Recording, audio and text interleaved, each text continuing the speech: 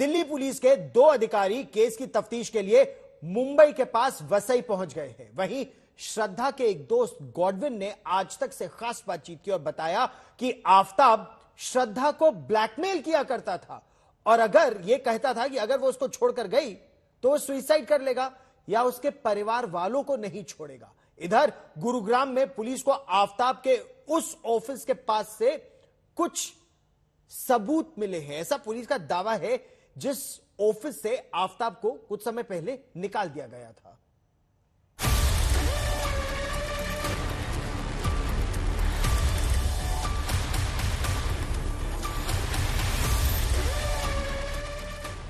Dating की सनक में श्रद्धा का कत्ल, नई नई गर्लफ्रेंड, लव स्टोरी का खूनी एंड, गर्लफ्रेंड्स की पुलिस को तलाश, साइको किलर तो नहीं आफताब। श्रद्धा मर्डर केस के आरोपी आफताब का असली चेहरा सामने आ रहा है, जो कितना खौफनाक है इसका अंदाजा अब तक किसी को नहीं था। श्रद्धा जिसने आफताब के लिए अपना परिवार छोड़ दिया, उस आफताब ने उसके भरोसे को एक नहीं कई बार तोड़ा। सूत्रों के मुताबिक आफताब को डेटिंग एप्स पर लड़कियों से दोस्ती की सनक थी।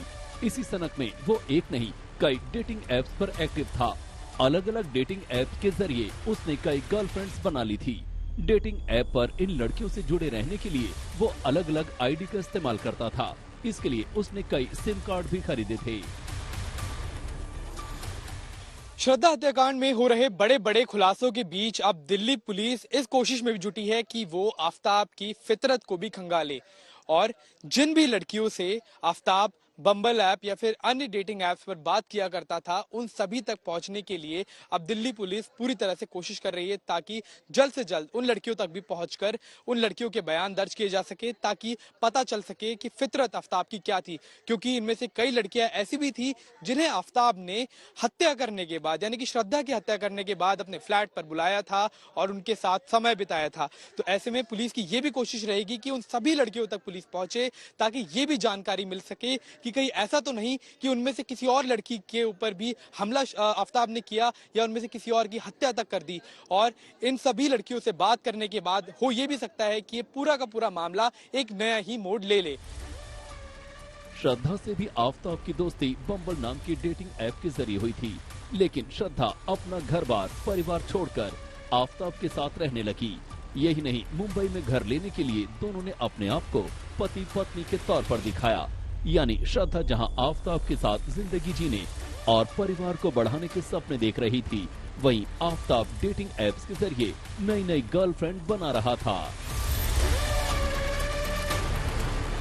पुलिस को शक है कि 18 मई को जब आफताब अपने लैपटॉप पर डेटिंग ऐप के जरिए लड़कियों की प्रोफाइल देख रहा था, उनके मैसेज का जवाब दे रहा था, तभी श्रद्धा ने उसे देखा और एक बार फिर दोनों के बीच जबरदस्त झगड़ा शुरू हो गया।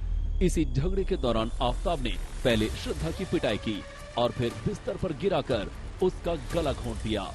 यही नहीं, पुलिस सूत्रों और कुछ पड़ोसियों से मिली जानकारी के मुताबिक आफताब अपने फ्लैट पर अपनी नई गर्लफ्रेंड को लेकर आया था। उस वक्त श्रद्धा के शव के कुछ टुकड़े फ्रिज में ही पड़े थे।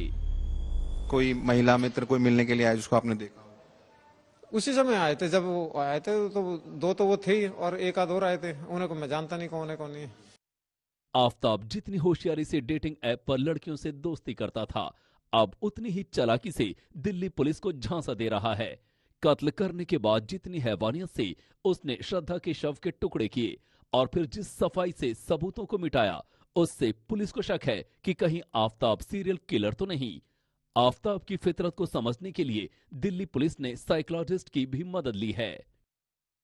सूत्रों के मुताबिक आफताब कई ऐसे डेटिंग एप्स पे एक्टिव थे और दूसरे लड़कियों को मैसेज भेजकर आकर्षित करते थे। हैरान करने वाली ये बात है कि जब इस घर में श्रद्धा की शरीर के वो टुकड़े मौजूद थे, उस वक्त भी आफताब ने एक लड़की को यहाँ पे बुलाया और घंटों तक वो दोनों इस घर में मौजूद थे।